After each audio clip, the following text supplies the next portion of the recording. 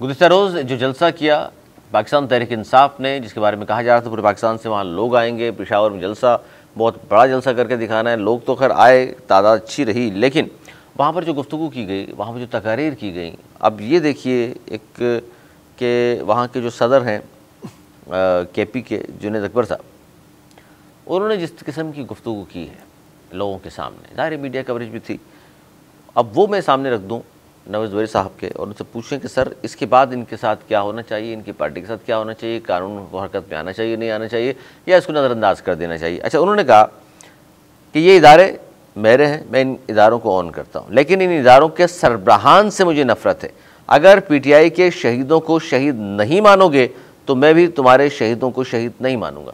Sir ये गुफ्तगू है इनकी, ये सदर हैं PTI KP, और गुफ्तगू सुने ये किन लोगों को शहादत की बात कर रहा है, कहाँ से कहाँ मिला रहा है, अपने उन कारकुनान के हवाले से कि और इस्टेब्लिशमेंट की बात ही कर रहा है। मतलब जो इस वतन के लिए जाने कुर्बान कर रहे हैं उनके बारे में कह रहा है कि जी अगर हमारे शहीद को नहीं मानोगे हम भी नहीं मानेंगे।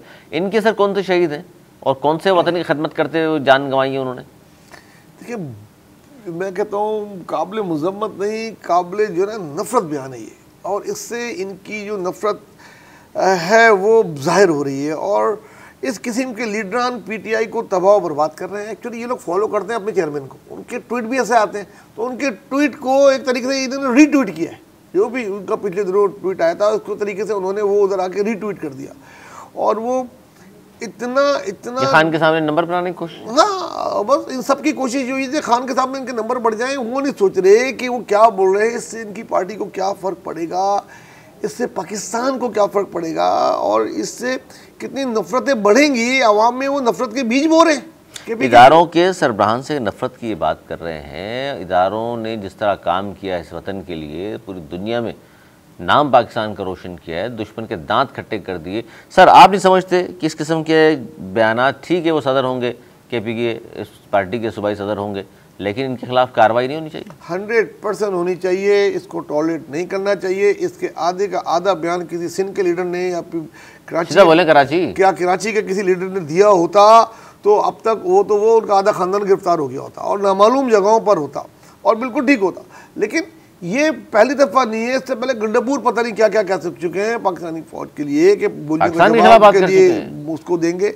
आज जो पाकिस्तान की फौज ने इंडिया के साथ किया और पूरा आलम जो है ना वो उसकी बिल्कुल तारीफें कर रहा है, और हमें कहाँ से कहाँ ले गए वो उनको खटक रहा है, शायद वो उनको अच्छा नहीं लग रहा। आपके वज़ीर आज़म के साथ, फील्ड मार्शल के साथ हाथों में हाथ डाले घूम रहा है, मतलब सुपर पावर तस्लीम कर रहा है आपको। 15 दिन में 3 मुलाकातें की उन्होंने आपके साथ, कभी ये तारीख में नहीं हुआ।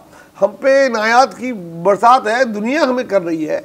सऊदी अरब ने हमसे मुआहदा किया है, कई मुल्क पर तोल रहे हैं मजीद हमसे मुआहदे करने के लिए। आप पाकिस्तान को माशी तौर पर भी फ़ायदा हुआ, पाकिस्तान का एक इमेज बहुत बेहतर हो गया, और उसके बाद वो उनको लगता है बुरा लग रहा है। ये बात तो इंडिया को बुरी लग रही है, इसराइल को बुरी लग रही है, अब ये इनको क्यों बुरी लग रही है ये समझ से बाहर है।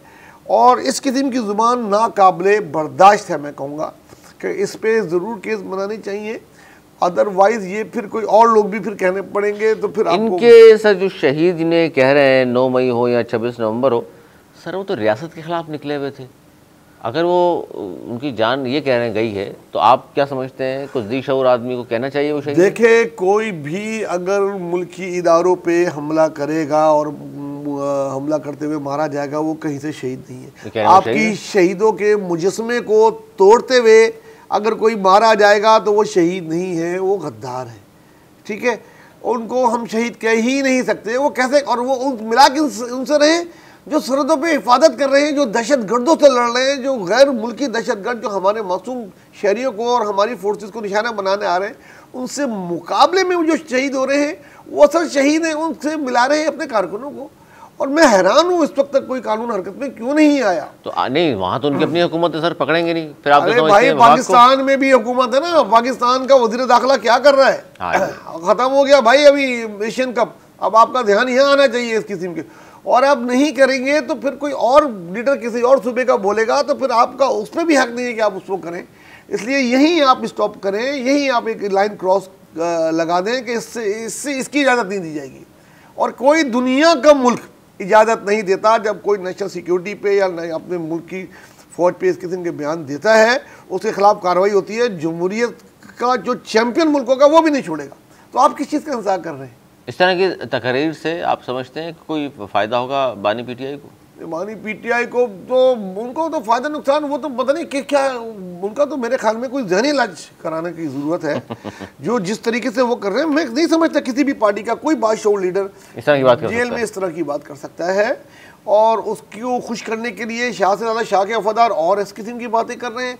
वो एक काफ़ी नहीं था गंडापुर कि ये जुनैद साहब भी शुरू हो गए इस किस्म की बातें करने, यूँ शुरू हो गया कि उनके खिलाफ कोई कार्रवाई नहीं हुई। तो भाई वो तो सीएम था, ये तो एक पॉलिटिकल वो है।